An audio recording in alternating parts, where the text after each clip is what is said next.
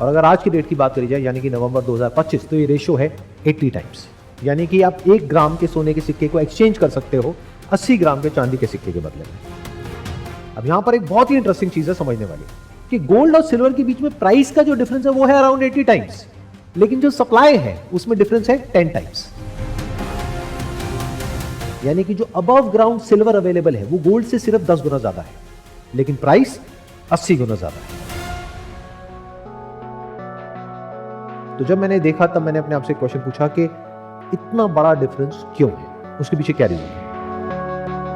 उसकी 2 वजह हो सकती है, एक कि गोल्ड ओवर वैल्यूड है, दूसरा सिल्वर की डिमांड कम है। लेकिन जब मैंने डीपली रिसर्च किया तो मुझे पता लगा ये दोनों ही रीजन वैलिड नहीं है। मतलब कि ना तो गोल्ड ओवर वैल्यूड है, क्यों? क्योंकि गोल्ड की वैल्यू नहीं बदलती है, जो करेंसीज हैं उनकी वैल्यू बदलती है बिकॉज ऑफ इन्फ्लेशन। इन्फ्लेशन की वजह से जब फिएट करेंसी की वैल्यू टूटती है तो गोल्ड की वैल्यू बढ़ती है। तो ऐसा लगता है कि गोल्ड की वैल्यू बढ़ रही है, लेकिन एक्चुअल में वो करेंसी की वैल्यू घट रही है। तो जब गोल्ड ओवर वैल्यू नहीं है तो इसका मतलब ये है कि सिल्वर की डिमांड कम होगी गोल्ड से कंपैरेटिवली, लेकिन ये भी सच नहीं है। In fact, silver is in structural deficit since last few years.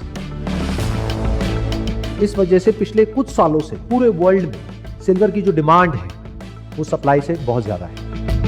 मतलब कि सिल्वर की डिमांड तो बहुत तेजी से बढ़ रही है, लेकिन सप्लाई कैचअप नहीं कर पा रही है।